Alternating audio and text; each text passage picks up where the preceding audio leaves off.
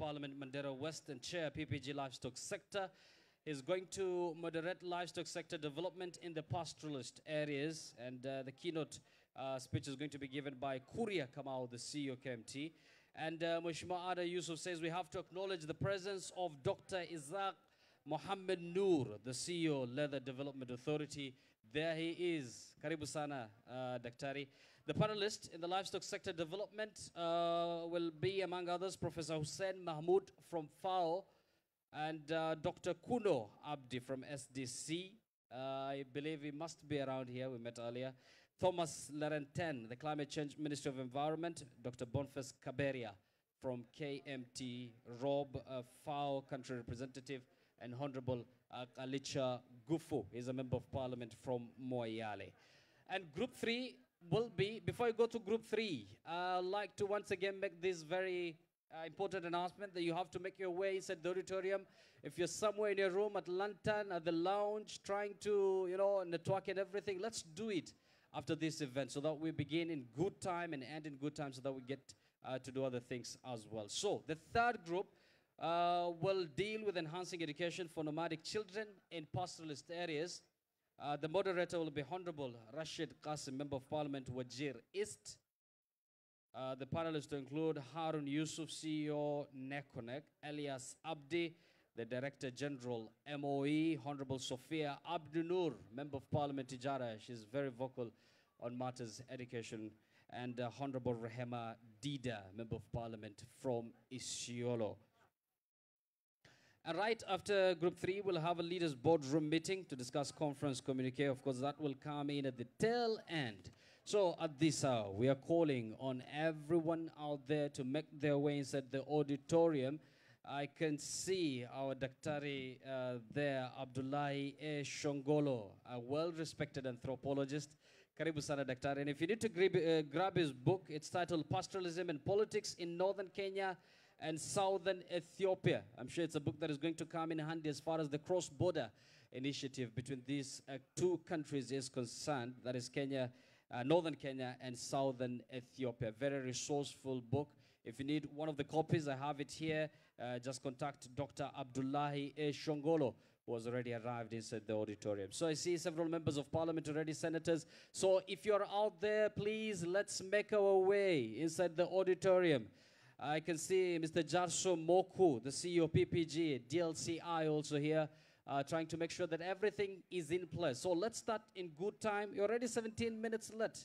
This is not healthy. So we had a very successful day 1. Let's make day 2 even better. PLS 2019 was a trending topic yesterday. So let's make it trend even today so that we get to drive the point home. The rest of the country should know that PLS is underway, the third of its kind, bringing together leaders from all the 15+ counties across the country, right from the governors, members of parliament, that is both senators and women representatives, and there were other MPs, and for the first time, the PPG or the PLS, has brought members of the county assembly on board as well, so that no one is left behind. So let's begin this program, ladies and gentlemen. Let's make our way inside the auditorium so that we get to begin this program in earnest. Once again, we had a successful day 1. So let's make day 2 even better. I can see the deputy governor there from Garissa making his way also. That's a good gesture. So we are calling on all the leaders, all the invited guests, dignitaries, to make their way here. I can see Fatuma Abdikadir from Hodi, accompanied by my teacher there, Fatuma Hibak, making their way inside the auditorium as well. Karibuni sana. Fatuma, well armed with what she does best, that is using football to make sure that there's peace in the larger Marsabit County.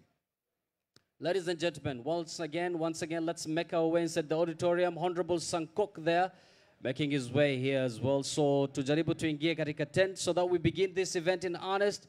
Honorable Musa Arbele there from Lysamis also making his way. Thank you very much, Mheshimiwa. So let's start the day, tafadhali, so that we start in good time. Honorable Sankok, karibu sana. Asante, asante, asante. So let's start the day, please. Let's start the day. Let's get going. We have a lot to discuss. There's several agendas that are going to be discussed here. We're going to have presentations. We're going to have panelist discussions. And right after that, we're going to have some sort of a resolution that is going to, our leaders are going to take it forward to the House on the Hill and perhaps the presidency so that they know what is affecting the pastoralist region. So, ladies and gentlemen, let's make our way to Fadhalini inside the auditorium. The program is meant to start at exactly 9 a.m. We're now 20 minutes past 9. So, tujaribu tafadhalini sana. I can see the FCDC CEO, Simba Guled, making his way as well. So, tafadhali tuanze, so that we get to finish in good time. Ladies and gentlemen, once again, welcome to PLS 2019, the third of its kind that is happening right here in County 007, that is Garissa County. So we have a lot to discuss today. So my request is, tafadhalini, let's make our way inside the auditorium so that we get to start this event once and for all. Of course, I can see several members of parliament already. They've taken their seats. So if you are an invited guest, if you're part of the intellectuals, part of the panelists, part of the individuals who are going to make presentations, tafadhali, let's take our seats so that we begin the day in earnest. Thank you. Program this is violent extremism. They want this is the question. How many people? These are 7, no? 1, 2, 3, 7.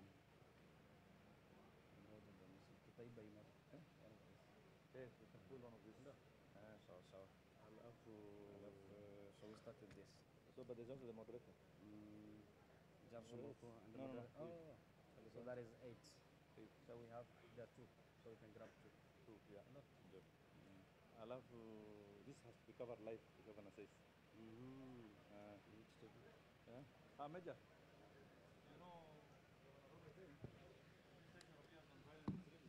should be covered live on TV. Yes. On NTV.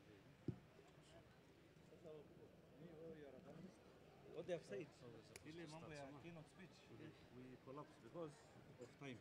Yeah, but even that, you require at least 2 or 3 minutes to set the stage, the tone for that discussion. Yes. Because you can just come and say. We will ask the moderator to call. I need a minute. So you tell him who you Keynote for 5 minutes to set the stage. So that, yes.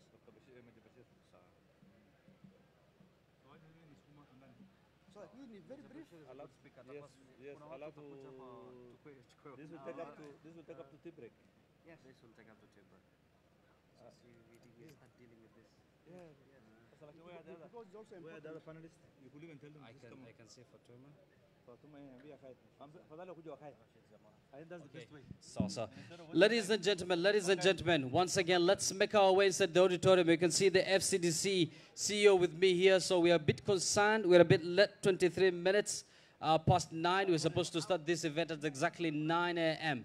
So you can imagine we're already late. So the first topic of discussion, or the first agenda, is about peace, cohesion, security, and countering violent extremism, intra cross-border community conflicts. So if you are among the panelists, please let's make our way here to the podium. I think I've seen Fatuma already. Fatuma, are you around? Fatuma Abdikadir, are you around? Please, let's make our way to the podium. Liban Guyo, Head of Peace Building and Reconciliation, NCIC. Liban, are you here? Liban Guyo. Are you around? Rashid Abdi, Program Director, International Crisis Group, ICG. Rashid Abdi. Is Rashid around? Please, let's make our way inside the auditorium so that we get to begin day 2 of PLS 2019. We had a very successful day, that is day 1. It was a top trending topic, so let's make day 2 successful as well. Fatuma prepares to make her way to the podium. And we also expect Honorable Rehema Hassan, Member of Parliament at Tana River. Honorable Rehema, are you around? Please, ladies and gentlemen, let's make our way to the auditorium so that we get to begin this event in good time.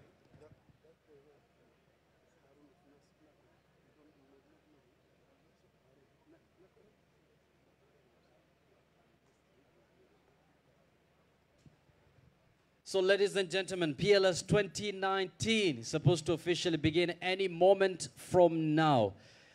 We have a bit of concern with time constraints, so please, we are asking you to make your way here. Understand another dignitary here, accompanied by the FCDC CEO, Simba Guled. Harun, karibu sana, Mr. Harun from CEO Nakonek. You see, the CEO is already here. So the other dignitaries, we're also calling you to make your way here. The CEO Nakonek there, exchanging pleasantries with the Deputy Governor, Garissa County. So we have a bit of concern with time. Very good. Fatuma is here. She's making her way to the podium. You're not ready? Please, please, just be a good example to the rest. Let's clap for Fatuma. I think she's the first to volunteer to come to the podium. Please, if you are a panelist, you're supposed to discuss theme 1, that is peace, cohesion, security, and countering violent extremism, a very important topic, something that has affected northern Kenya and by extension the pastoralist areas for a long, long time. It has affected the economy of this region. We've seen so many lives cut short. The worst example coming on the 2nd of April during the Garissa University attack. So it's a very important topic. Let's clap for Fatuma as she makes her way here. And Rueda from Lamu, right? From Lamu County. I think the ladies here are becoming a good example to the rest of us, which is a good thing. So, Rashid Abdi, Programs Director, International Crisis Group, ICG. Rashid is here. Liban Guyo, Head of Peace Building and Reconciliation, NCIC. Is Liban around? Liban, are you around? Okay, Fatuma is here. She's the Director, Hodi. And then we also expect Captain, Rueda is here, right? Captain Rueda Obo, Member of Parliament, Lamu. She has already taken her seat. We also expect Honorable Rehema Hassan, Member of Parliament, Tana River. Honorable Rehema Hassan, wherever you are, please make sure you make your way to the auditorium so that we get to begin today's event, PLS 2019 Day 2. There you go. You can see Member of Parliament from Wajir East. MPs are making their way here. So if you are an invited guest, make sure you also make your ways at the auditorium because we have to begin PLS 2019 now. We don't have to waste any more time. So remember, after theme 1, that is peace, cohesion, security, and countering violent extremism, we're going to take a tea break. That is at around 10:30 to 11. So we have to begin the event right now.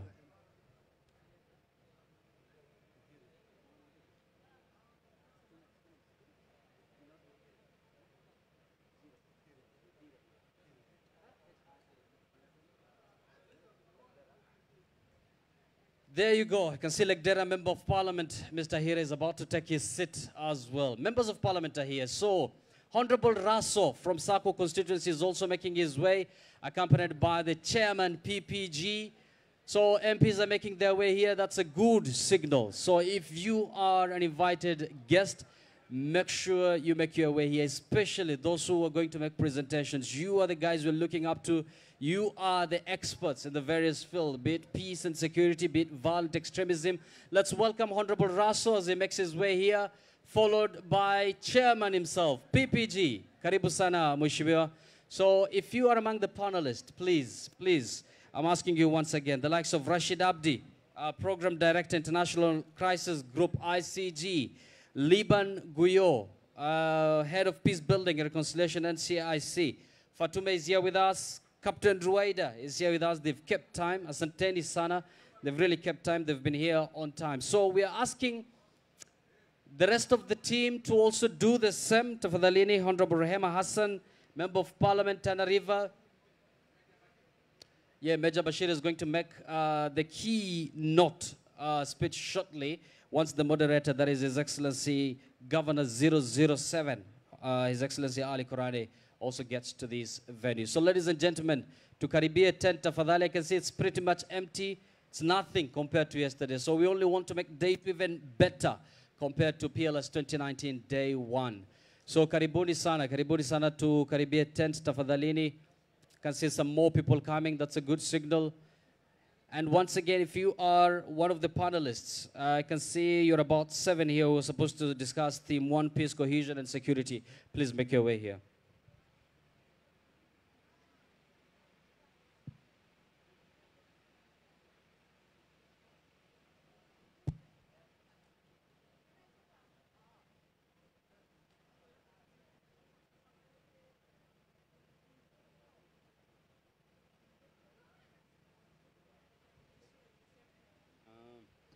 Yeah, once again, I told you members of parliament are here. Majority Leader in the National Assembly, Eden Duale. Let's welcome him, the PPG patron.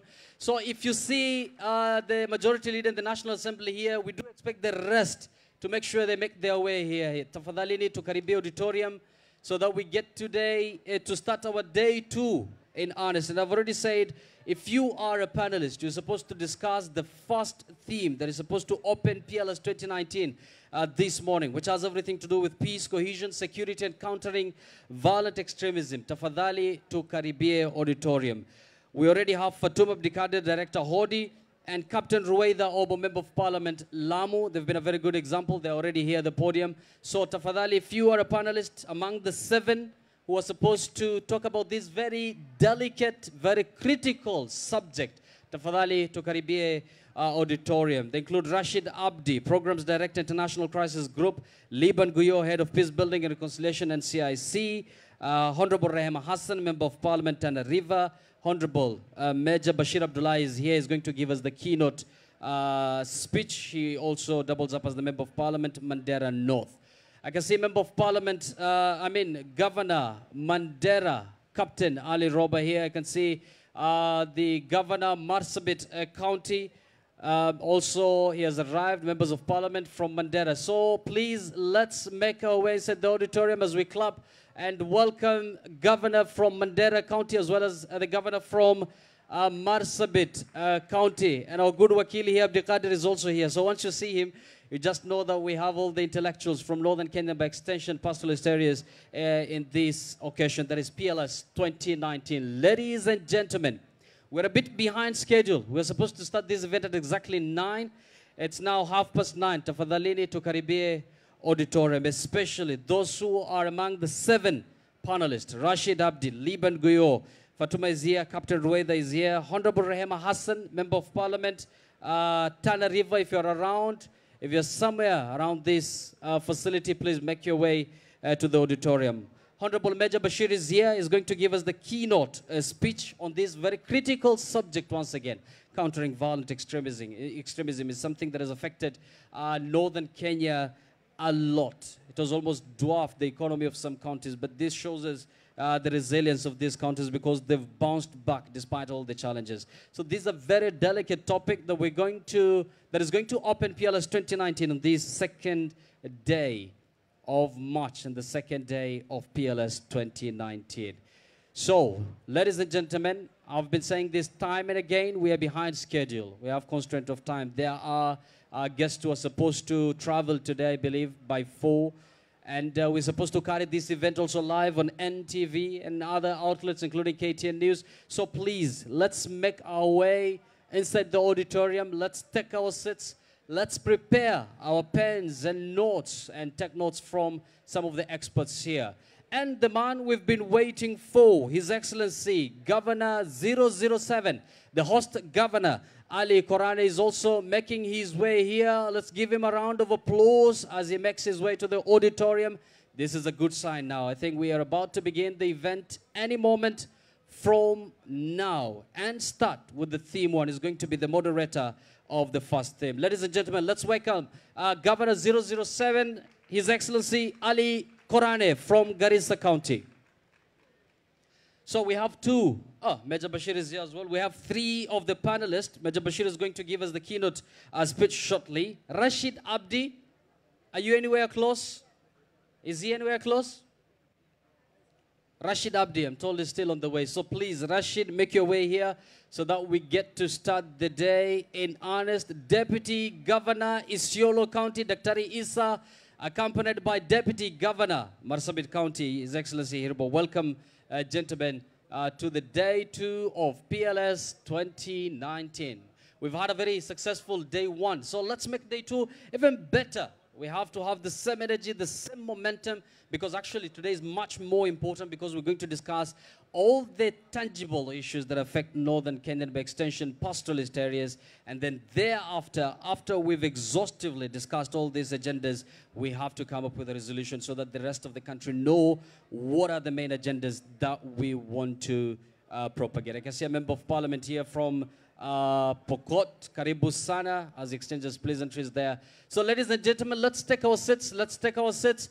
The majority leader in the National Assembly is here. So we don't expect you to be late because he's the one who is much more engaged than most of us. So if you are an invited guest, if you are one of the panelists, among the 7 especially, who are supposed to discuss the first theme that is going to set the tone for PLS 2019, tafadhali mukaribie auditorium Karibia 10. That is Rashid Abdi, Liban Guyo, Honorable Rehema Hassan, Member of Parliament, Tana River, and I think we have the rest who have already assumed their seats. The moderator of the first theme is going to be His Excellency Ali Korani. Ladies and gentlemen, let's take our seats. Let's come closer to the auditorium so that we get to benefit from today's deliberations. These are very important. This is a very important event, even as we mark the second day. So, I'm getting a signal from the boss here, the FCDC CEO, to start today's event. And let me invite the keynote speech, which is going to be read out by Major Bashir, who is a member of parliament and is a seasonal security analyst. Major Bashir, karibu sana. As we give him a round of applause, the event 2019 PLS begins right now. Karibu sana.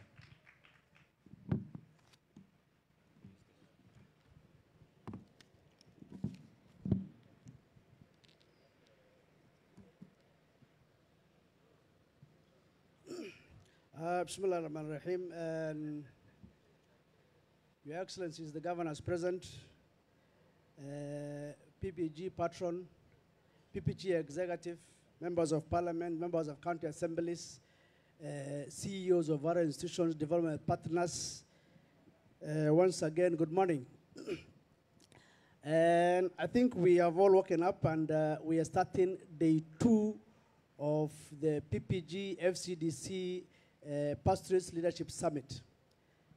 And the theme, which is theme 1 of today, is peace, cohesion, security, and countering violent extremism, which also includes intra, cross-border community conflicts. I think I'll be very brief because we're going to start the panel discussions shortly.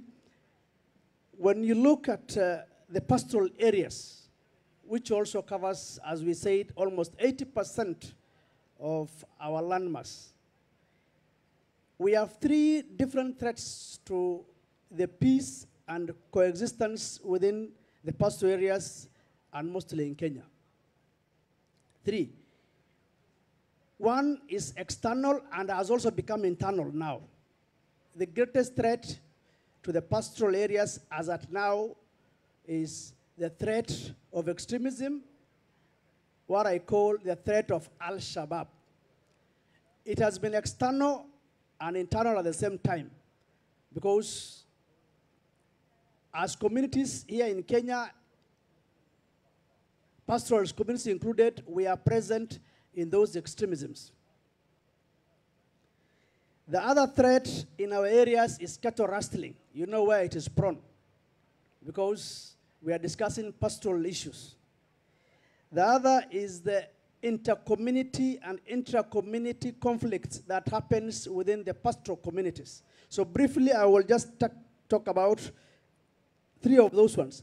And the last one probably I want to address is issues that might escalate between our countries, neighboring countries, that is our country, Kenya and Somalia.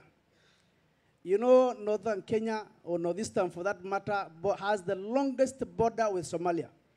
Any escalation of war, any escalation of hostilities will be detrimental to the border communities. And so we are concerned of discussions of that nature which borders on escalations. So that will also be very brief. The issue of Al-Shabaab and violent extremism, it has been with us. The first attack of that nature happened in 1998. The second one, large scale, I'm talking of large scale ones, happened in 2013, immediately after the election of Jubilee government, that is Westgate 2013. The third one, which was devastating, happened here in Garissa in 2015. And then recently we had the Dusit 2 attack. Those are the 4 major attacks by Al-Shabaab. These are threats to the pastoral communities. It's a threat to Kenya in general. Looking back at where we were and where we are now, at least we have made progress. But the issue of radicalization and the youth being engaged by the extremist group, Al-Shabaab, is still on the rise. And they have targeted Kenyan youths. And they belong to all communities. But where do they come and where do they go through? They go through the borders.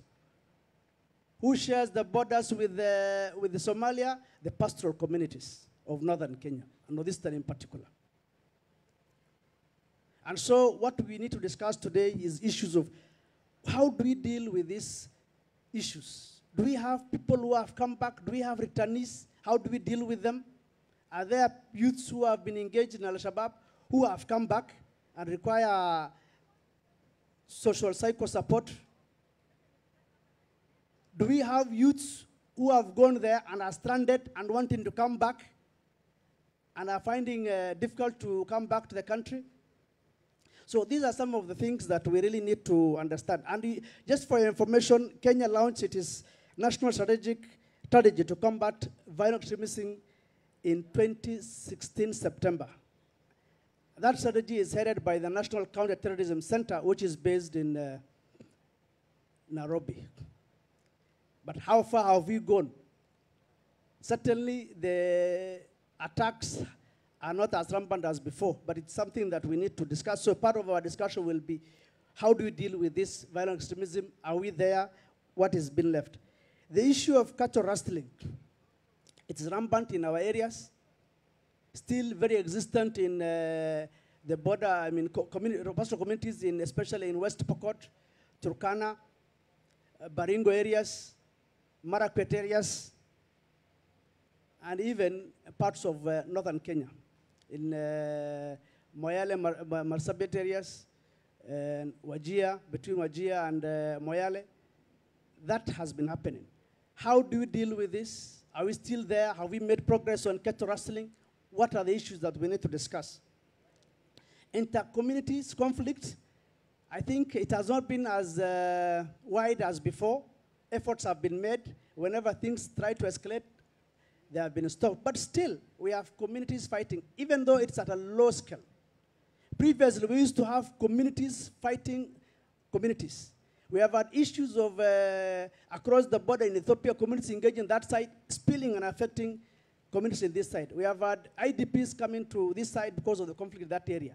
So how far have we fared? Is it ongoing? And part of this conference is to really take stock of, as devolution kicked off, has it helped? To me, I say yes, a little bit, but we need to move on. When you look at, if we have critical infrastructures that are created in northern Kenya, it will eradicate issue of radicalization. It will stop threats of Al-Shabaab. Think of the issue of IEDs. IEDs are only placed on dirt roads. They cannot be placed on a tarmac. So if we have a tarmac all the way from Nairobi, Moyale to Isiolo, to Mandera, Isiolo, Wajir to Mandera, and it's a tarmac road, you can never plant an IED on a tarmac road. Difficult. Now, the extremists are finding easy to do this because all the roads that are used are dirt roads, both by civilians and security forces. So I think this critical infrastructure will stop the issue of AS. So I think that is actually, I wanted to discuss that point. Panels will discuss, But I think you need to reflect as governors, as leaders of the community, that we need to insist on this big infrastructure road network that will really help issues of stopping or minimizing the AS attack into our areas. The issue of Kenya-Somali border, of course, our take is that we want a peaceful resolution of the conflicts. If you are deep in Kenya, you are in Kakamega, Eldoret, so forth, if war starts, the people who are affected is border communities. I am an ex-military, so I know if war escalates, where the troops will be deployed first. It will not be in Kakamega, it will be along the borders. So the first casualties certainly will be people living on the border. So we ask our government to engage with the Somali government to ensure that we have peaceful coexistence of our neighbor Somalia. Thank you very much. Thank you very much, Major Bashir. I told you he's a seasonal security analyst, so let's spare some of the knowledge that he has been oozing out for the panelist discussion. So at this moment, I'd like to invite the host governor, Governor 007, who's going to moderate this first session on stage. Let's give His Excellency Governor Ali Korane some round of applause there. And then we also expect His Excellency Ali Roba, Governor Mandera County FCDC Chair, to make his way to the podium as well. Let's give him a round of applause. He's a man who's seen it all as far as violent extremism is concerned. But Mandera County has now bounced back. We're seeing all the positive aspects happening in that county. Perhaps he's going to share some of that knowledge with us. So, the panel is full. I just got a phone call from Liban Guyo, is the head of Peace Building and Reconciliation, NCIC. Here he is, Karibu Sana, Liban. So I think we have a full panelist here. Now let me just hand it over to the governor who has hosted this very important event, His Excellency Ali Korane. Karibu Sana, Governor. Distinguished guests or participants, ladies and gentlemen, Assalamu alaikum. Welcome back to our conference. We had a very successful day yesterday. Although we engaged also in some politics, but politics is also part of development. There can be no development without politics. So that was also a good contribution for this conference. This morning, we are going to discuss issues which are of very significant importance to our lives. The issues of violent extremism,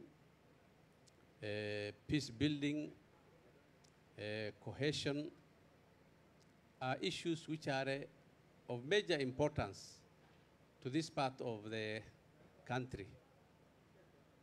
We have a history of conflicts among us. We have a history of conflict with the state. We have a history of conflict along our borders, which is international in nature. And most recently, we share with the rest of Kenya the threats of terrorism, violent extremism, and radicalization. And while the threats are real, and you have been given examples of major incidents in this country, but on our part, we have even a more serious concern of not only the real threat, but also of perception. While the rest of Kenya only suffers when there is an attack, but we are always under pressure to fight the perception of insecurity, even where there's no insecurity. Anybody who hears about the pastoralist areas, the northeast of this country, the northern part of this country, will always feel an element of fear that those areas are not safe and secure for investment, for travel, for tourism, for trade. Therefore, while we share with the rest of Kenya the fighting of the real threats of terror and its related activities, we have this perception which haunts us day and night. we're happy that we have experts here who have come to talk to us. Let's listen to the speeches. There will be a plenary in later where you'll be able to give your contribution. Therefore, welcome, and I'm not sure who is the first. Can I invite you, please come over? We are not properly oriented, and I'm almost pointing at the gentleman without mentioning his name. I should have had a brief on all the pastoralists, but Mr. Guyo, come please. Welcome. Thank you, His Excellency, the Governor, who is also the moderator of this session. Good morning, ladies and gentlemen. Straight away, I want to go into the crux of the matter that we are discussing this morning. My name is Liban Guyo.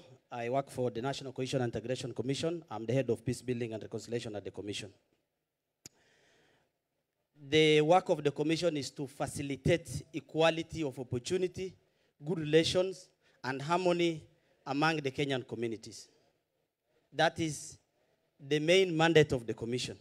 So issues of conflict management, resolution, and mitigation is actually at the core of our business, which is very much in tandem with what we are discussing today. If we ask the governors of pastoralist inhabited counties what are their major drawbacks to their development agenda, they will simply say is intra and intra-ethnic conflict. Majority of them will say that. Because you cannot do development in an environment which is not stable.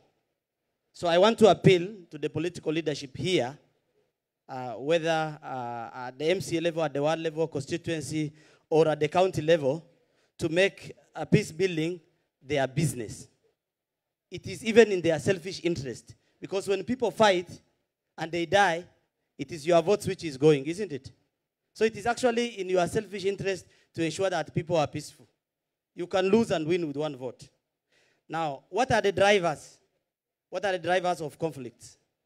As NCIC, we've never really got into the root causes of the problem.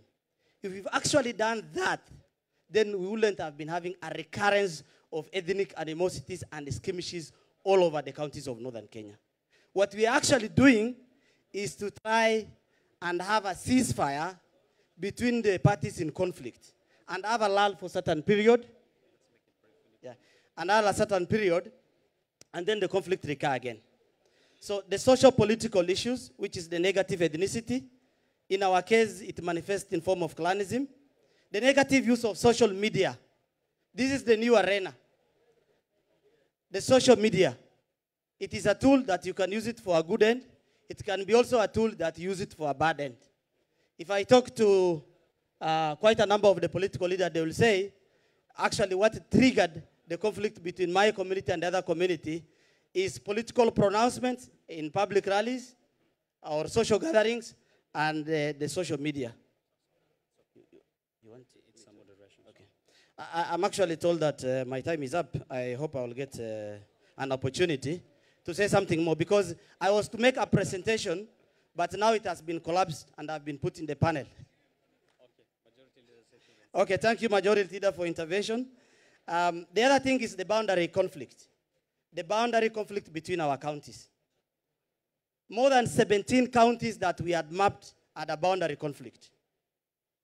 West Pokot and Turkana, they went to court. And the court decided there is no territorial dispute because we are in single territory. So as far as the boundary disputes between the counties is concerned, tusijisumbue. And even the framers of Constitution know that. And it's a Pandora box which we must not open. With regards to administrative boundaries, the constituencies, hiyo tunaweza kangana. Sahi kuna review inakuja, mtajitetea. Lakini mambo ya boundary ya county, tuachane nayo. The other thing which is now driving conflict to a large extent is also cattle rustling. Cattle rustling. The governor for West Pokot, Professor Lonyangapuo, who is also referred to as the Prince of Peace, because I happen to be in thought. I happened to be in Tot, and he sent a very powerful delegation from his county, isn't it, to come and preach peace in Marakwet. So yesterday, South, in my opinion, downplayed the effect of cattle rustling, the cattle menace. I think this should not be the case. Because when the villages are raided, it's people losing life, it's livelihood being lost. So let us get example from our brothers in Garissa and in Wajir and in Mandera who had put an end to something called cattle rustling. Hawana hiyo? Yes, and Narok also to a certain extent. Yes, Narok. So we have in this cattle rustling menace in the North Rift counties. So tumalize hiyo. So I think I need to be fair. My 2 minutes is over. Thank you very much. Thank you very much, Liban Guyo, the man from Sololo, Head of Peace Building and Reconciliation, NCIC. This is a session that is supposed to be moderated by, Liban, you can take your seat here. So this is a session that is supposed to be moderated by the Governor 007. And if you are asked to speak, you can just have a seat. You have your microphones there, and then you can as well contribute to the discussion. Karibu, Governor. Thank you very much. Let us ask Fatuma Abdelkader to make a brief comment.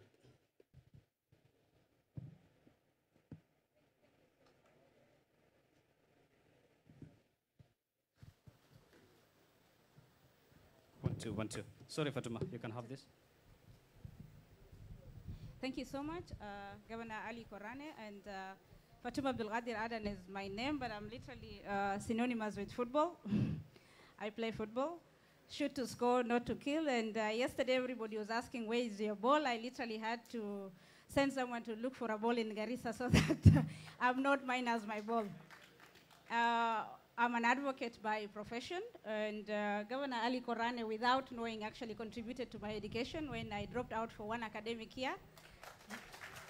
Thank you so much, and I met him personally today. So for the last 15 years, I've been trying to give back to the community the investment he made, the seed he planted.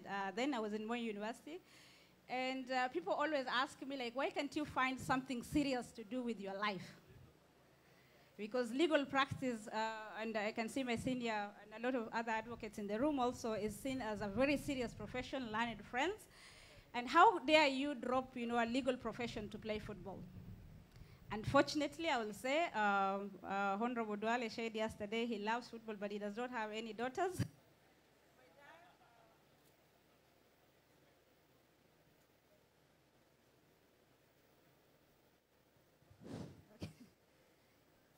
My dad, when I was 6 years old, introduced me to football, and we didn't even have a television. So for anybody who's from Marsabit, we will walk all the way to Technical, which is like 2 kilometers away in the middle of the night. I watched every World Cup. I watched every Euro Championship. And he introduced me to football without knowing I wanted to play it. But because I'm a girl who is veiled, I was not allowed to play it until when I was 25 years old. The story I will share with you is a very positive story because I think we have been painted with a very bad picture as a pastoralist community. I don't want to talk about the conflicts. I freaked out when they collapsed the 2 agendas because my husband was at 14 Riverside when the terrorist attack happened on 15th of January.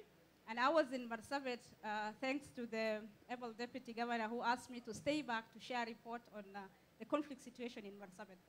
So I was busy serving Kenyans in Marsabit, but my brothers who are the terrorists, because I'm also considered a terrorist myself, were busy literally killing my husband at 14 Riverside. Nobody has called for closure of 14 Riverside after the terrorist attack. I'm shocked. The mines in Mandera are closed because 2 people were killed. And this is the irony of, the killings in northern Kenya. If 14 Kenyans died in Mandera, I think the entire northern Kenya will be closed. And until we wake up to the reality that we are different from Kenyans, I always say I'm from Kenya too, because the first question I will be asked is, ulitoka Somalia lini? Are you Somali? No. Are you Ethiopian? No. Why am I not Kenyan first? It's because of my looks. I look Somali or I look Ethiopian. I don't look Kenyan. And forgive my saying this, if I have, nywele singa, I have hijab, I'm equally a Kenyan by birth. My husband is a Rendile. Rendiles are only in Kenya. And A few years back, I had a daughter who was 4 months old that was heading to Brazil for the World Cup. I could not get her passport because it's the same day that the Mandera bus attack happened. And on my face, my daughter, who was 4 months old, was called Al-Shabaab. And I was like, what happened? I wasn't even aware of the Mandera attack. And you go to immigration and you see the suffering of our young people. Part of me at times feels I want to blow myself up. And it's from deep within my heart because you're literally terrorized. Everywhere I go, I have to carry an ID. Everywhere I go, I have to prove my Kenyanness. And for how long will we be treated as second-class citizens? And if you look at the landmass, 80% of the landmass, we control it as the pastoralists. I think we've been sleeping on the job. We might not have the numbers, but we have, the landmass. And if we all combined with 100 and plus members of parliament, the 10 governors, I think we can make a move. But I don't want to be a flower girl for anybody. I don't want to sing a song for Kenya One. I'm almost calling for secession, but we don't need it now because we have devolution. But let's, voice our issues. I'm so angry when I speak now because I almost lost my husband, 14 Riverside. When the Mandera attack happened, my kid was called a terrorist. Now I'm still a terrorist. But I will not blow you up with a bomb. I will only blow you with a ball. For us, the football, we took 4 kids to the World Cup, thanks to the support from Marsabit County government and also FIFA. And it's a positive story that we have something to share beyond, carrying guns. We deal with mental disarmament because I think physical alone is not enough because kids are born with hatred in their heart. I'm a Borana, my mother is Gabra, I'm married to Arendile, I'm literally a mix of all the mixes. You don't want to know who my grandmother is because then Governor Ali Roba will claim me. It's good to be a mix, it's good to be this federation. But if you look at the current situation in Marsabit, we're still fighting. We lost 14 people the last 3 months of Thank you, year. Fatuma. Thank you. We have Thank you. running short of time, but thank you very much for your comments. I'm sure there will be reactions and views from the plenary. I have a short clip, if it will be possible to play it for the 4 kids who went to the World Cup. It's a positive story, and they carried the Kenyan flag. So thank you so much for the opportunity. Thank you very much. We will play the video. Let me now invite Captain Rueda Obo, who has joined us from Lamu. Welcome. Thank you. My name is Rueda, Mama County 005 Lamu. I will talk about countering violence extremism, CVE. I think I was given this because of Lamu. We know Lamu, we are the victims. This CVE, we can say it involved no prosecution, arrest or threat for force and seek to mobilize and empower actors that are not traditionally associated with security agencies,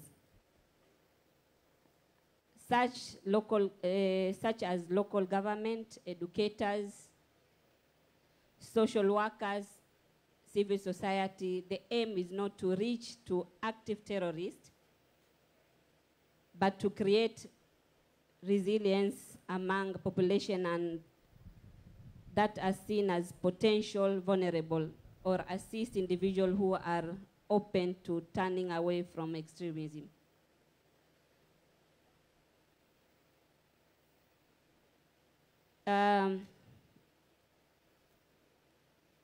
CV requires commitment, consistency, and creativity. We also need to maintain high value and vary our approaches.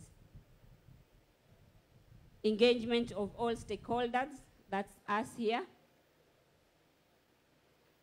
is very crucial. There is a need to establish trust, particularly, and I'm repeating, particularly between communities and security agencies. Sio ni kweli? Sote, especially Lamu people, there is a big gap between security agencies and communities. And we feel like, the way my sister, she has expressed herself, Lamu, we feel the same. Tunaona kama tukitokezea pahali sisi, we are treated like Al-Shabaab. So those gaps hazitusaidii. And VE is costing Kenya great deal of both human and material resources. That is true. It's costing even Lamu, Kiwayu. A mosque cannot be built just because of insecurity. It is costing all of us. So we need to do whatever it will take to prevent and counter. And the other things, wengi wanaogopa kusema. Na sisi kule Lamu tunasema mficha uchi hazai.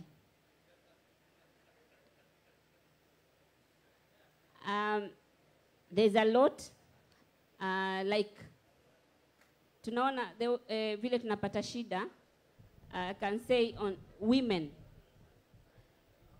widows of terrorists.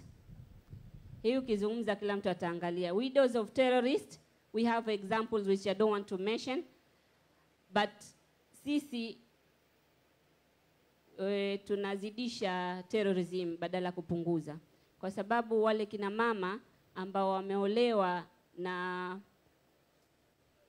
wale terrorist, pengine walikuwa hawajui, au hata pengine kama walikuwa wanajua, wakiuliwa wale terrorist, tunawafanya wale kina mama ibidi, manake wanapata shida from the terrorist. Wao pia nasikia hawafai kuolewa na mwingine because wameolewa na mtu wa jihad.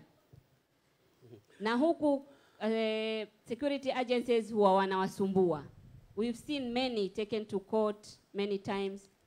So thank you, Honorable youth. Captain Rueda. Let me now invite Honorable Rehema Hassan, MP Tana River. Okay, thank you, Excellency. Assalamu alaikum.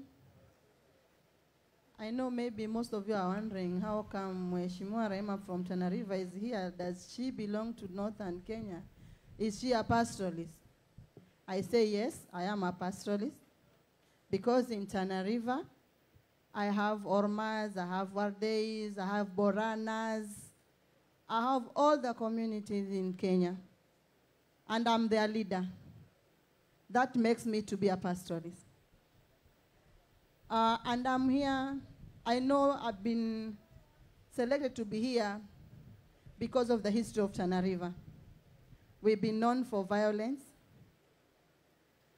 but I thank God, of late we are not fighting. And one good thing about Tana River is that we fight among ourselves, but we don't fight our visitors and our friends. And even among ourselves, I thank God now, cohesion has been found. We are living at peace now. And I'm even inviting some of you to come and live in Tana River because we need diversity and we need to get new ideas from other counties. If I may talk about the issue of peace. Peace is a very important thing in the economy. I think if you look at Tana River, we are among the poorest counties in Kenya, and that has been caused by conflicts because of lack of peace then. And I thank God now that there is peace, at least it's growing economically. I want to talk about terrorism. I was a civil servant, and I worked in the Department of Immigration. I was working in the registration department, and I was in Malindi. I fought very hard as a Muslim and a woman from Tana River. It's only us Muslims and the people who are living at the bordering counties, the bordering counties, the counties that border Somalia, neighbor Somalia, are vetted when you are asking for IDs. When I was there, I really refused. I said, even that blue year from Busia is neighboring the Ugandan country. So even that person should be vetted. It's only put to us because we are Muslims. And whenever you see a Muslim, the first picture comes to others is that we are terrorists. I know in every community and in every religion, there are lawbreakers, not only Muslims that are lawbreakers. Even the pastors in the churches. We get lawbreakers among the churches. We've been hearing of pastors and reverends even raping some girls. So it doesn't mean that every Muslim is a terrorist. Muslims are God-fearing people, and we are not sent by God to kill anybody. That person maybe who is killing people, that's a lawbreaker. So we should stand as Muslims and fight against that. To be tainted, being given a wrong picture. And as people of Northern Kenya, I thank my able majority leader for standing with us at the parliament.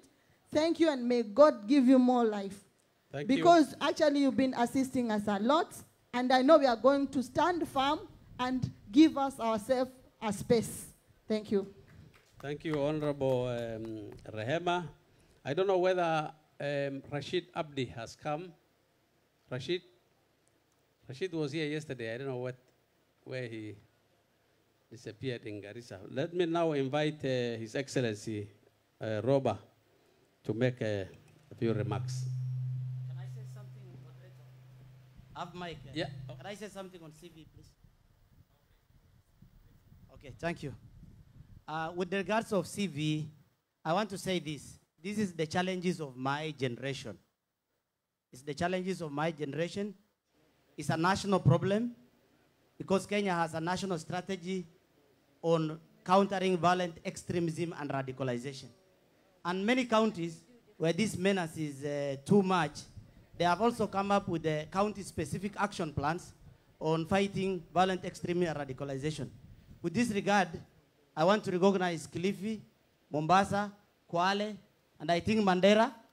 Mandera actually is one of the first counties to have a directorate for CVE under the CEC for peace building and reconciliation. Congratulations, Okay. His Excellency. Thank you very much. His Excellency Roba, please proceed.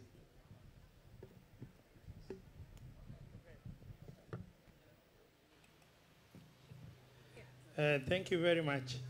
I think in the area of conflict management, cohesion, integration, I will leave it for later, where I want to request Governor Lonyangapuo and Governor Marsabit to shed some light on that topic.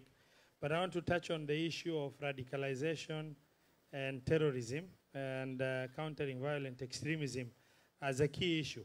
First and foremost, my opening statement is, while Kenyans suffer only once, that one of mourning the loss of lives as a result of terror attack, the people of Northern Kenya suffer 3 times. One, we share the suffering of other Kenyans in loss of lives as it has occurred. Second, we suffer the stigma of being branded and associated with that negative vice of terrorism and radicalization.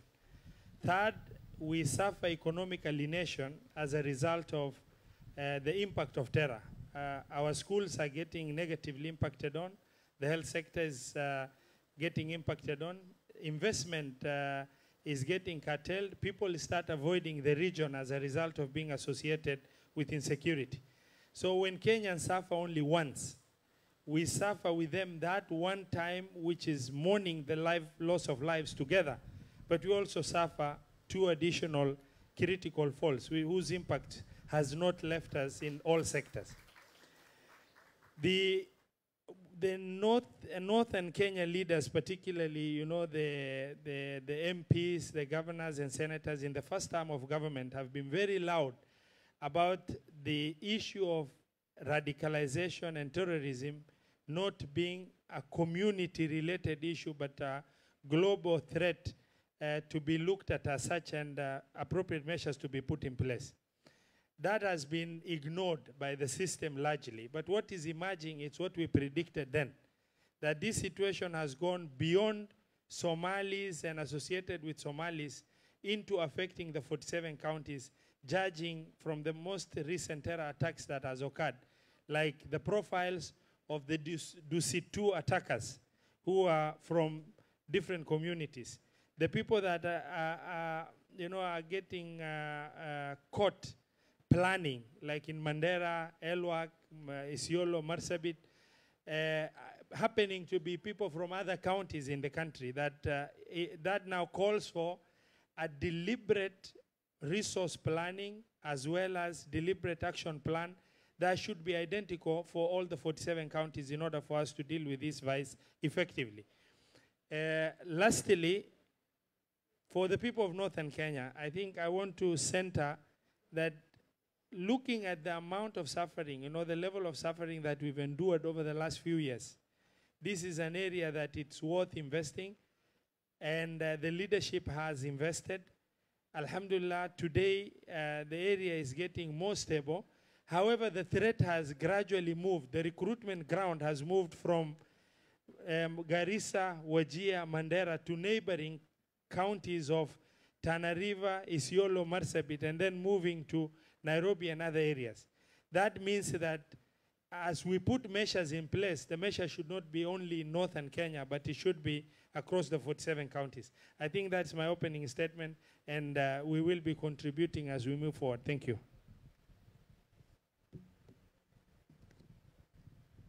Before we exit this theme of peace, cohesion, security, and countering violent extremism, inter- and intra-border community conflicts, I would like to invite Professor Loyangapuo, the governor of West Pokot, to comment on a conflict which is very unique to us, very specific to us, patented by us, that is cattle rustling. Please.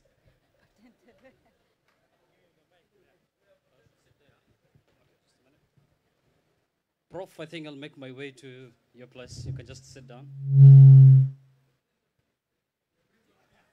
Karibu, karibu. I have a new name, but I think that one is only for God. Prince of Peace. Mimi ni muti ya mkono.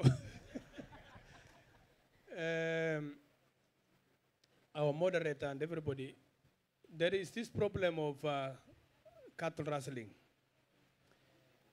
And I want to be very categorical here that this is now 56 or 57 years Kenya being independent, and it's a tragedy that we have not recognized to date that the cow is the economy of some communities in this country. The cow, followed by now the camel, the goat, and the sheep. I saw some yesterday evening. I nearly carried one Dwale from your farm. But you see, not taking, carrying. And then people have misunderstood. The economy of pastoralists rotates. Their bank is that animal. Their dressing is the animal. Their feed, their food is the animal. Their housing is that animal. To the extent that anybody who doesn't understand the story about the pastoralists would simply look at us as awkward and everything that needs to be called bad. Now, I will use the case of the Pokot and the Turkana. Can anybody tell me when the Pokot and the Turkana were put together and by who? If God put them, why are you worried today, now? If they were killing one another, they will not be there. So this story about the cow is being choiced, and it's being multiplied, and it's being assisted by the systems and the techniques we have used as a national government, because security is not shared. I've realized the national government thinks this is theirs and you can die with it. No.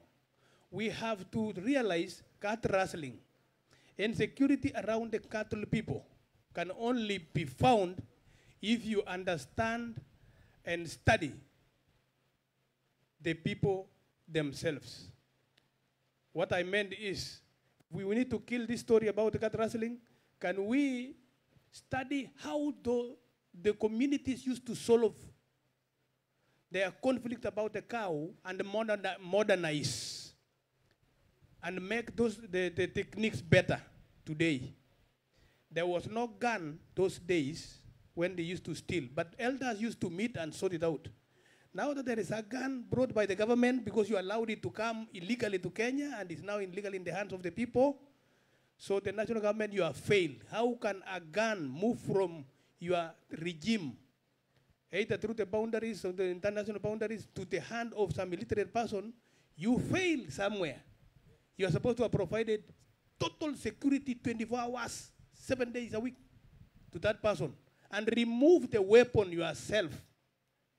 Now that you have failed, you now want to look for avenues. Who is the cause of this cat rustling? Politicians. There were no politicians those days. Who is the cause of cat rustling? Some businessman who buys cows. What are you telling me? There have been businessmen from the beginning. So the technique of how to want to decode and remove this problem needs to be changed. We need to change our mentality to today. When I speak in West Pokot and say this story must stop, it must be understood that I don't want it. Some of you clap hands. There he is. He is saying this. So I want to actually say we need to change the narrative about how we describe and how we want to solve those problems. Conclusion. We need to sit down, call the communities and get the context. Get the context of this community and package it as one.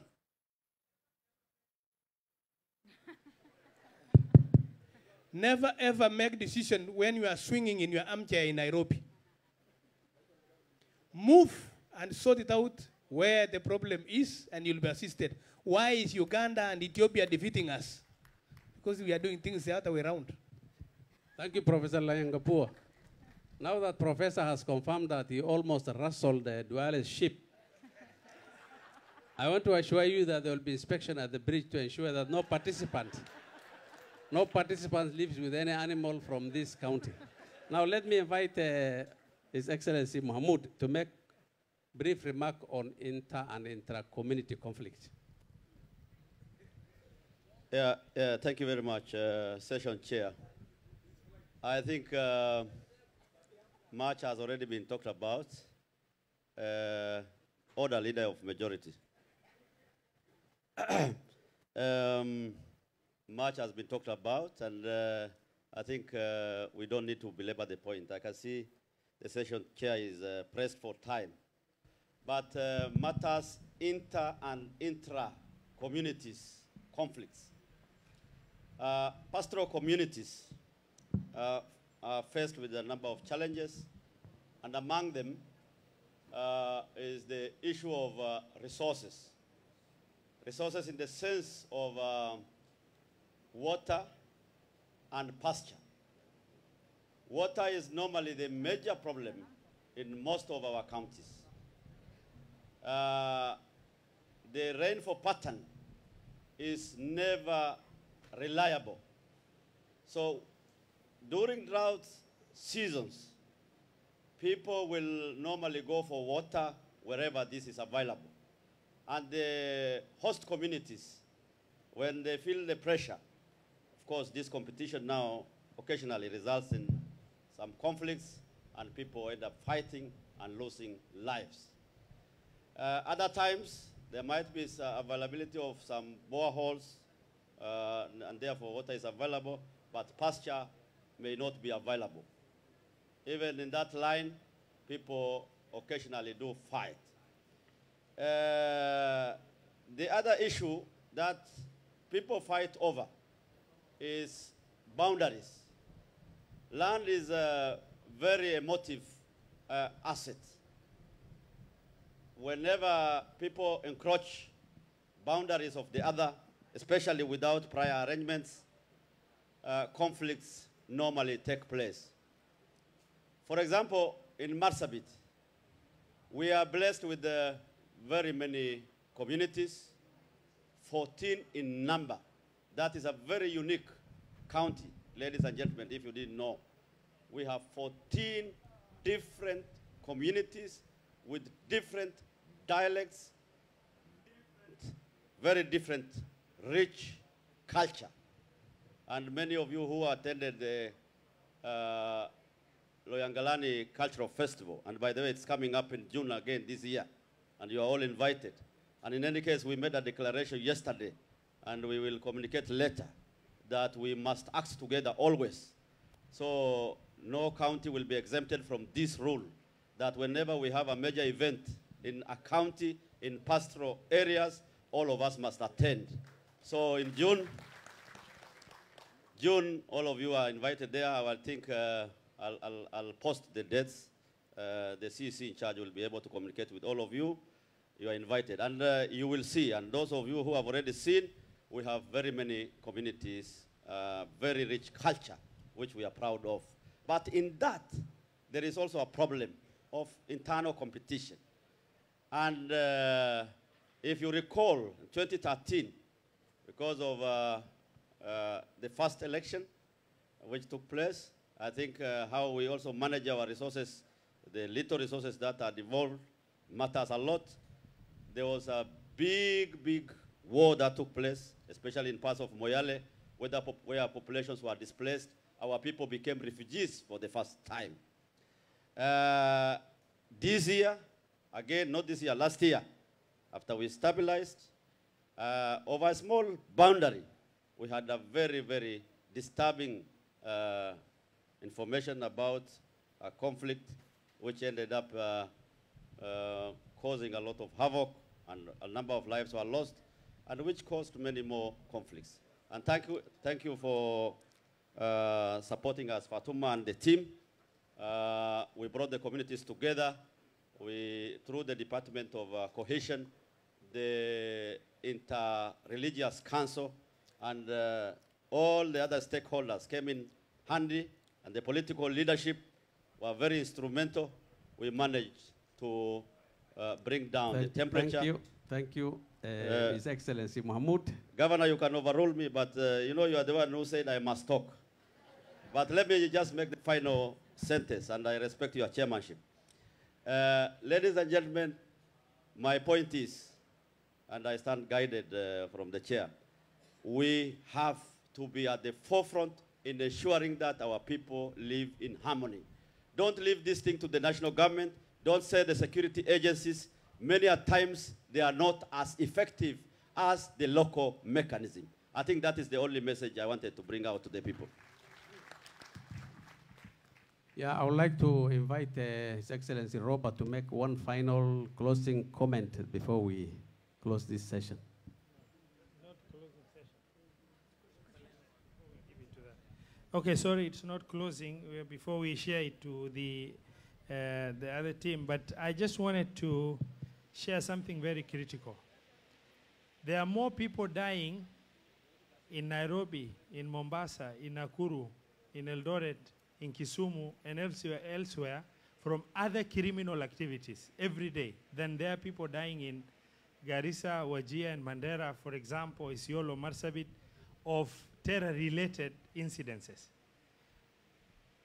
We find the same approach is not used by the national security team in dealing with terror incidences that occur in Nairobi, proclamation of close the border, remove all teachers, let the doctors leave, let non-locals all go, never happens wherever terror happens anywhere else. But it will only happen when it happens in northern Kenya because of, you know, poor policies of government directed towards pastoral communities in our area. For example, only 2 people died of terror attack, an unfortunate incident in a place called Shimpir Fatuma. What followed was my brother C.S. Matiangi illegally and informally making a statement that says close all the quarry operation in Mandera, without looking at the negative multiplier impact of that issue. For example, the quarries are the only viable economic activity because investment is not there. The lorry owners, the quarry owners, the people who do sand, those that are hardware shops, the taxi operators that, the construction industry as a whole, which is the only booming investment in the issue, has been brought to grounding halt. 8 months down the line, because it was not formally put, it could not have been removed. It has forgotten. Every day the CS goes to the office, there are other pressing issues. Because it was not written, it was not gazetted. It could only have happened in northern Kenya, but it will never have happened in Nakuru, Kiambu, or Kisumu for that matter. Such proclamation of statements that are given by leaders in direct violation of the law without looking at what is the legal boundaries of what needs to be done.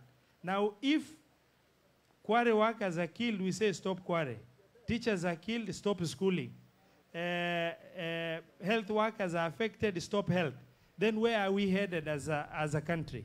This is an issue that we need to reflect on. Thank you very much. Thank you very much. I think now is open for your observations and comments. I don't know who is going to.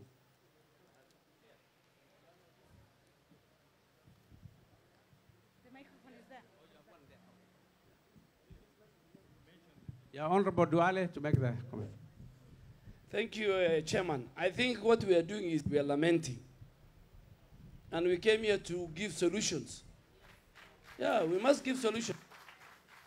And Honorable Chair, I'll only take 1 minute. For the quarry workers, the people of Mandera, the local themselves, must own the quarries, they must work in the quarries, and they must do that. We do it in Garissa. The problem why the security agents are stopping is because you use non-locals. And non-locals are soft target of the Al-Shabaab.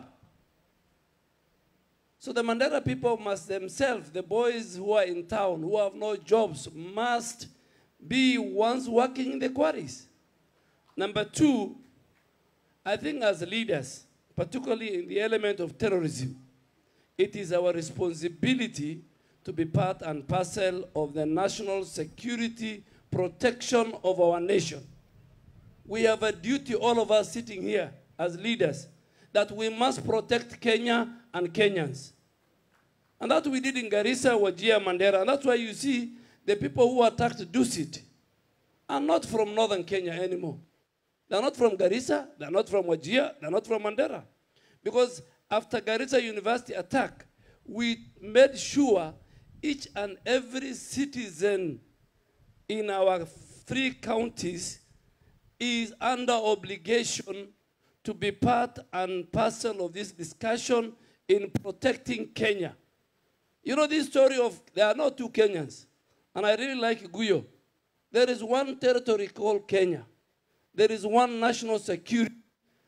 The life of the guy in Kiambu and Machakos and Kisumu and Eldoret is the same of the life of the guy in Wajir and Mandera and Marsabit. So let us please bring solutions. Let us stand with the security agents. Let us protect our Kenya from these extremist evil people. Finally, Loyangapuo, Governor Longapuo is a very good friend of mine for many years. And yesterday I told him, Governor, my friend, here we don't joke. You try to do cattle rustling here, we will deal with you. Cattle rustling is only in Pokot, Samburu, and Turkana. And you guys, you are shaming us. Yeah, you are shaming Masais don't steal. Somalis don't. We have other business. We fight over boundaries. But this culture of cattle rustling, we must stop. And your neighbors, your brothers. The most other dangerous, before I finish, Chair, is that even as leaders, we play a big role in the conflict in our regions. We must call a spade a spade. The leadership play a very big role. You know, in these regions, we have the big tribes, we have the medium, and we have the small tribes. So the moment you know there's no equity and there's no fairness, then you feel the small ones suffer.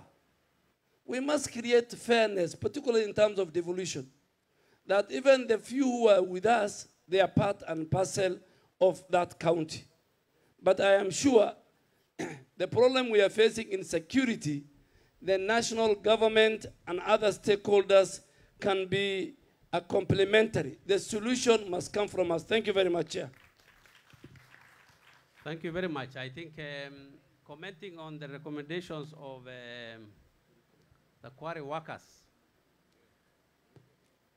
we will either say that Honorable Matiangi should have said no quarrying for non-locals, or we conclude the statement for him and from today say that his message was, we interpret it as having meant to be that, and that we, from tomorrow or this afternoon, you proceed with your quarrying. I think we can approve it here collectively. Honorable Letoimaga. Thank you so much, Chairman. Chairman, I just want to follow up on the issue of cattle rustling. Because majority leader seems to blame us more. And I think I was telling Governor Lanjangapu that let this topic not disappear in the middle of Al-Shabaab discussion and other things. One big problem, just like Al-Shabaab problem, is the issue of infrastructure for cattle rustling. The area between south of Lake Turkana to Baringo is totally inaccessible. There's no infrastructure at all. The terrain is so bad. And that's why this cattle rustling thrives well. Because whenever cattle are rustled, they are taken there and the government does not reach there. Secondly, that we are not lamenting, but secondly, national government is not in charge of security in those areas. Even though there are so many policemen, they are not they don't care. What makes cattle rustling to thrive is the issue of revenge. People kill each other. They take away the animals. And you see that man who has taken animals and killed several people or wounded roaming around. He's not being arrested. So next time, he will go to the next place to rustle and kill. Then the victim also, revenges also. He's not forgetting. Even if you do as much peace resolution as possible, that person is still still feels very painful. He still wants to revenge because he sees his animals being grazed around, and he sees the person who has killed his brother is still roaming around. He comes to the town. So this is what the problem is, that we need to put infrastructure way forward. We need to enforce the law to arrest culprits so that this thing can come to a stop. Thank you very much. Before I call Senator Farhia,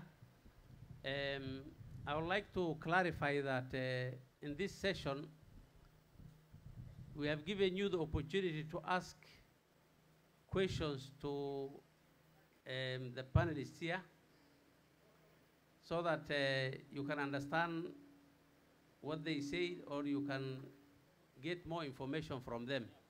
If we go to make our own comments, then that is likely to take a little longer and we may not have that time. So, Senator Farhia.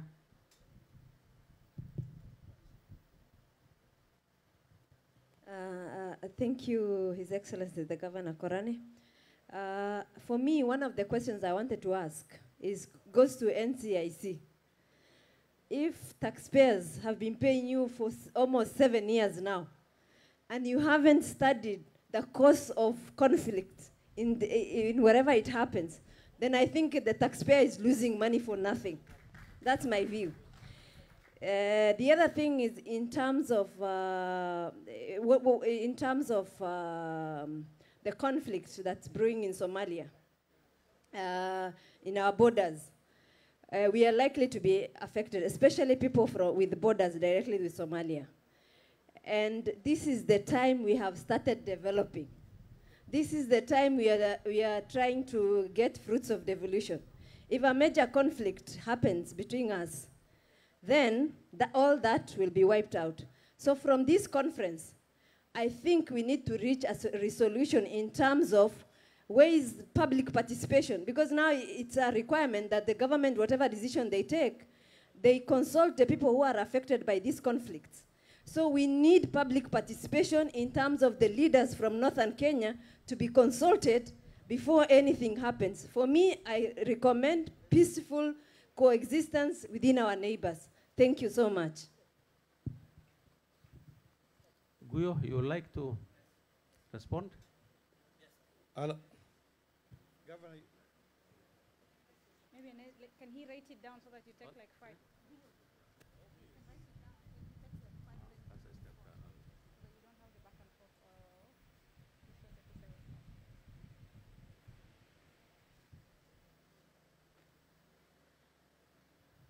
Thank you, Mheshimiwa.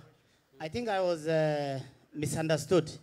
I didn't say that we didn't study the structural causes of problem, the root causes. What I was saying, as a country, not just NCIC, we are grappling with the service issue.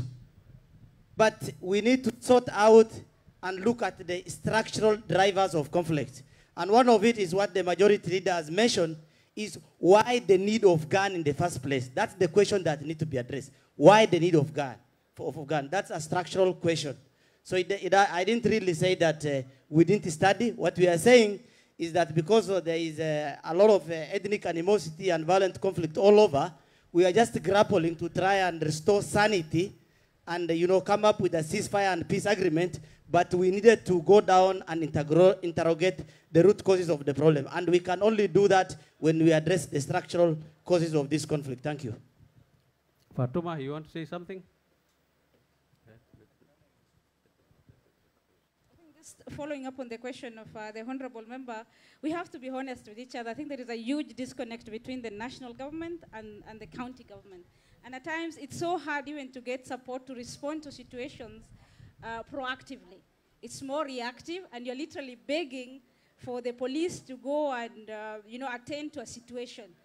And I think you're protected by law because you're equally Kenyan citizens. Why do you have to beg for a service and they expect, a mheshimiwa to come and pay some money, fuel the vehicle, for the police to be able even to respond to situations? And I'm referencing specifically Marsabit situation.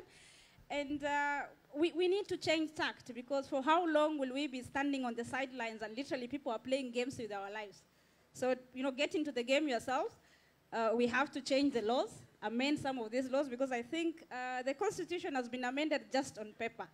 In the minds of most of the people who serve in northern Kenya, the emergency law is still in operation without you knowing. The shoot to kill order is still in operation without you knowing, and you won't be tried for those crimes.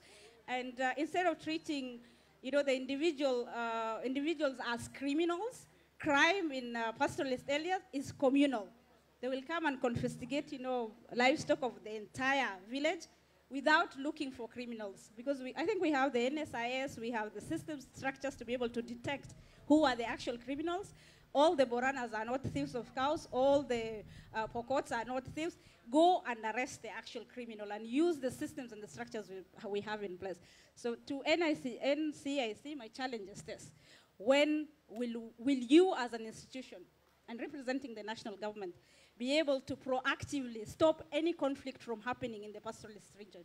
And I don't want to wait for 10 years. Can it happen starting now? Thank you. Thank you. Let me, Dr. Dahir, followed by Senator Mumat. I'll come to you. I'll come right.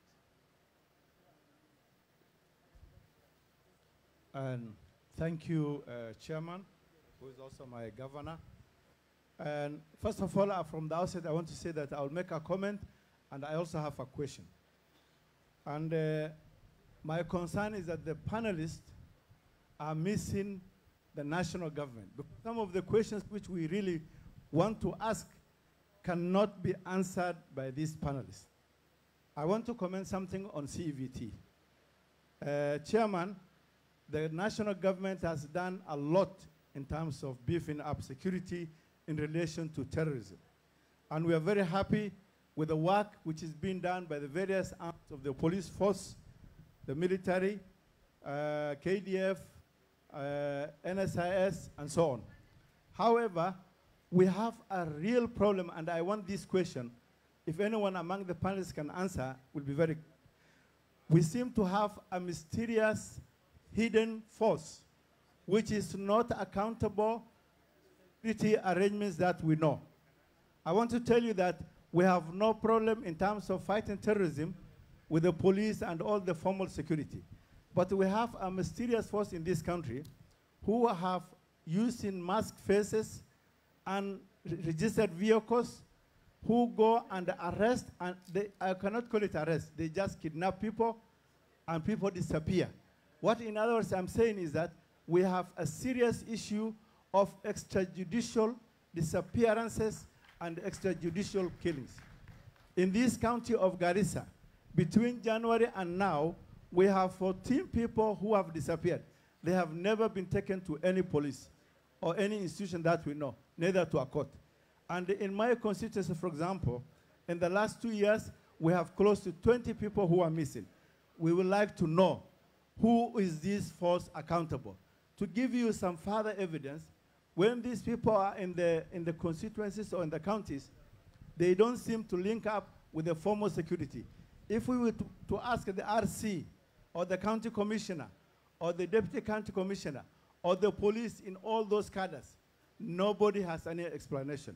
So for me, what I want to know, extrajudicial killings and disappearances are counterproductive in terms of fighting terrorism. I want to say we can only fight terrorism legally, not with an illegality. Thank you very much. I think that's my question. Thank you very much.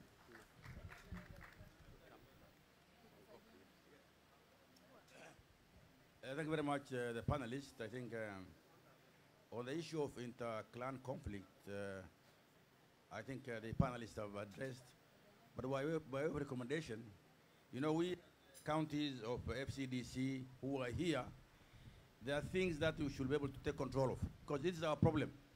There is no other part of this country where people fight among themselves. We are fighting among ourselves, cattle rustling, fighting, killing people. Can we, as a resolution of this meeting, say that going forward, we will never fight, we will never cattle rustle, so that, you know, we pacify our region. Otherwise, we are not going to actually deal with the issues that are serious. We're fighting for our space in Kenya. We can't, because we are actually pulling ourselves backwards. What Dr. Dahia said is very pertinent. I think National Security Team should have been here. But by way of resolution, let us be involved in the fighting of counterterrorism. I think in terms of implementation of government policies. Because unless you involve people who are affected by that, I think the solution will not be. But I think for the panelists, it's not a question, but I think we will put that as a recommendation that we must take lead in fighting interclanism and cattle rustling, so that, you know, we must develop some peer, you know, review mechanism. That if your county is not actually having peace among yourselves, which you can control, then you cannot be in this group. I mean, you cannot be together. If my county is fighting the other one, we are fighting one another. Let us actually start from ourselves. Things we require from national government, we can address. But there are things we must do ourselves. Thank you very much. Songok.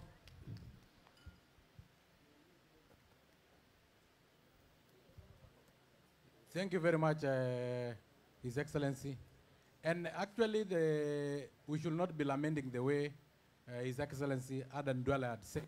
You know, we are lucky that we have the third most powerful person in the country, and we also have the chair of PPG and the most powerful woman in the country, controlling Secretary General of 80% of Kenya. So the message that will be passing to the right people. Actually, NCIC why do you profile people as local and non-local? Is that not a breach of the Constitution? When you say that the locals, teachers should live, the local quarry workers should live. We are under one territory and one country. Unless we are told the 80% of Kenya is no longer Kenya, saying that there is locals and non-locals is wrong and is a breach against the Constitution and should be taken as such. Why should you also profile in terms of faith? A criminal is a criminal and they have a name. We have Christians who have robbed people even inside the church. The Pastor Kanyari. We have others, Nganga, and so on. Yet, when it comes to terrorism, we profile a certain faith. That is wrong, and NCIC should take up that matter. And even if the Cabinet Secretary of Interior Security talk of, I don't know, a blanket kind of not working in the quarry, non-local should live, he should tell us which country, how many countries do we have in Kenya. If he refers to other people as locals and non-locals, we are all locals in Kenya. Thank you very much, Mohammed Khalif. Yesterday, I mentioned something that may have offended somebody in terms of faith. It was in a good heart. It was not with bad intention. I really do apologize because I wanted to say that in pastoralist communities, we normally have problem with persons with disability because our way of life of migrating from one region to another one, person with disability become like a liability. So I really apologize to the Islamic faith. Thank you.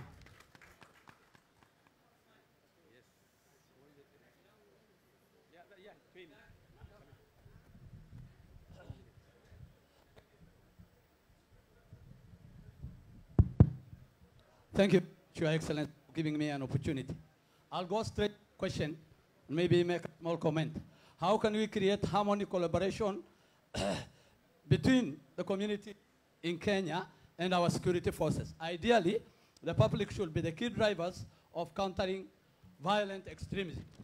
And I'll go ahead and say our counter-terrorism strategy is haphazard, it is stereotyped, it's driven by corruption, it's reactionary, and I'll justify Your Excellency. Why am I saying this? It's haphazard because it's stereotyped against Somalis and Muslims. It's driven by corruption and reactionary because the anti-terror authorities always relapse. They go to sleep until they are adjusted by a blast. When there is a blast, because if you look at the Dusit Hotel raid, you know the architects of evil were easily living among the communities. And I started by my statement by saying that the communities are supposed to be the drive. There's a disconnect between our security forces and the people. They are so harsh, we cannot communicate with them. We don't community policing. And finally, Your Excellency, the excuse has always been we have a border, a porous border with Somalia. We only have 700 kilometers. Ethiopia has 1,640, and nobody dies in that place. The communities are alert. They are talking to people, but here we have askaris. What is the use of coming to report when the horse has actually bolted from the stable? Oh, hii mtu alikuwa naishi hapa, mimi nilikuwa naona yeye. Why do you have to tell us? Because the horse is already gone, the damage has already been done.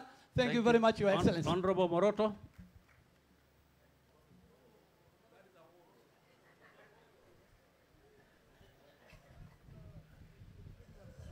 Thank you very much, Mr. Chairman. Mine is just a comment. In fact, I want to sincerely thank the organizers of this meeting because we are now growing. I've been attending since when this thing started, but I'm seeing today we are more organized and we are heading somewhere. That is very good. Secondly, I think my colleagues, the pastoralists, we need to organize ourselves. I agree with what member said. Next time we need to have the security team and the government team to come and answer what our problems are. Because now here we are talking, and maybe another thing that I want to add is, after this, we need also to have a committee, small committee, either in charge of security and some in charge of other developments, so that they can get out from this place, talk to these people here, invite them to areas where it is. Otherwise, I don't feel always, I can say, we may have the worst government officers that are not in fact want to hear us. Like now what is happening, what Olitamanga said. If you go all the way from Turkana, the other side, to Baringo, you cannot see a presence of government. Security. The highest officer, a government officer, is an assistant chief, maybe in a certain area. I remember one time I went with a cabinet secretary to an area where people were still singing, praising Moi as the president. They don't know that others have come in between here, like a Gibagi and whatever is there. So that's what I'm saying. We know if we organize ourselves well. In fact, like we are talking of, it's just a song now, 80% of Nini. How can this 20 interfere with us? Let us control the 20 because they are just a minute between us. Asante sana. Otherwise, you're getting the yellow.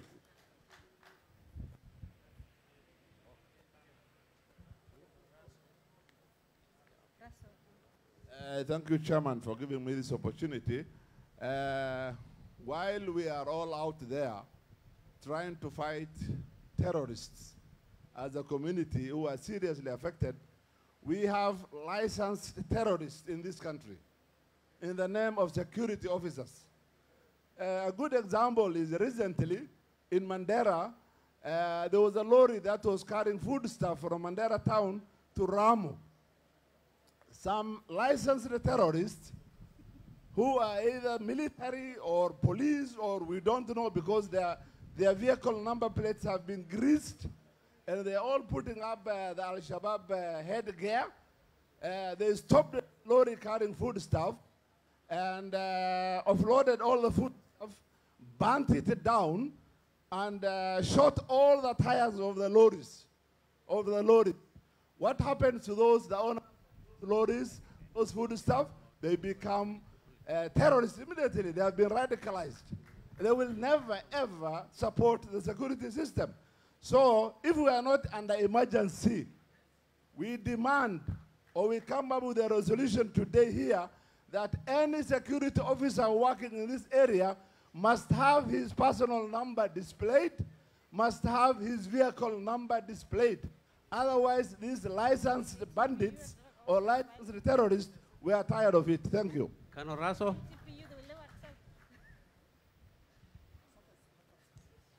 Thank you very much, Chairman. Maybe I want to raise really three pertinent issues.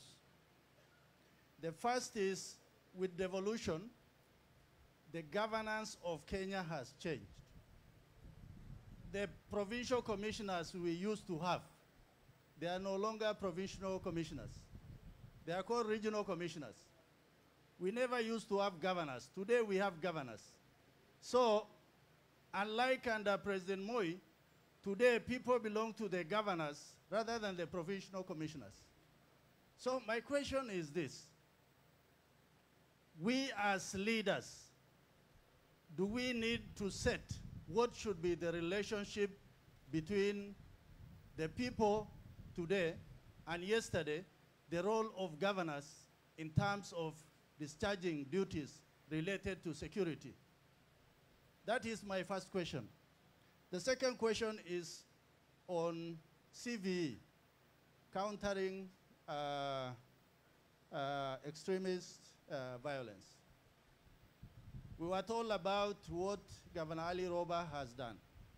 We really need to know what is it that has been done, or what are some of the positive measures they undertook in Mandera that today maybe there's some semblance of peace. Finally is the issue of boundaries. I think we as leaders of Northern Kenya, we must begin to tell each other the truth. Unless we tell each other the truth, then this will be a fleeting problem throughout our lives and it will be passed to another generation. If our people are going to move from Garissa to Isiolo, does the boundary move, or those people are the ones who have moved to Isiolo? Or if people have moved from Mandera to Marsabit, that is Moyale, has the boundary moved, or it is the people who have moved to Marsabit? It is the question that we believe that these panelists, maybe you might not have the answers, but we must deeply think as the leaders of Northern Kenya. Thank you. Thank you very much. Can you take to the lady at the end there? And then Honorable Sophia, then we close.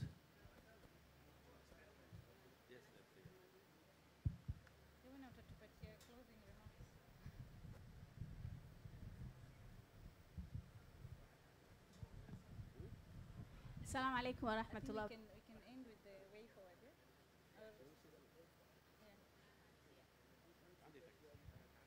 My name is Husna Barak. Actually, thank you so much for the discussion, and I must agree with Honorable Duale that we stop lamenting. And all the discussion now is currently around security and how to react and how the reactions have been. But also, the football lady was saying the aspect of looking at things proactively. We need to look into the aspects of why are our youth, our people getting recruited into these so-called terror groups? Why are people going to Pastoralists? And those are the pull and the push factors which we really need to engage in to be able to stop this menace. As much as we want to sit down and accept that we are one Kenya, we are one people, we need to, but that same person will go back home and he will want to have bread on his table.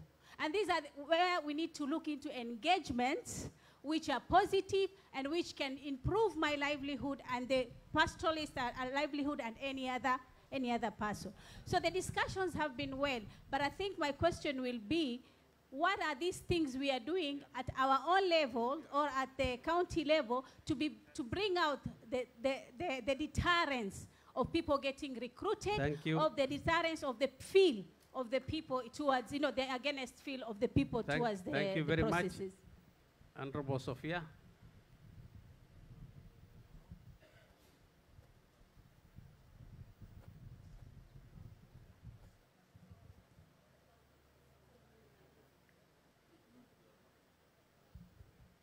Bismillahirrahmanirrahim. Thank you and our governor for giving me this time.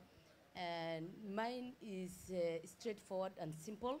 And as His Excellency the Governor of Mandera said, that when 3 people were killed in Wajir, all our schools were closed. When 21 people were killed in Dusit, schools in Nairobi were not closed. Therefore, the solution to our problems lies in this particular summit. Whatsoever recommendation we come out with should be seriously taken to higher levels that can make decisions in this country. 2, that we make this decision must translate into policy formulation. Finally, the laws that are there that are affecting us still, we are here and we have heard you loud and clear. And when we go to Parliament, we'll work on that with the help of His Excellency, the Leader of Majority. So mine is just to say, Your Excellency, the Governor, we constitute a small team that can take the decision to presidency of this country. Honorable Amin.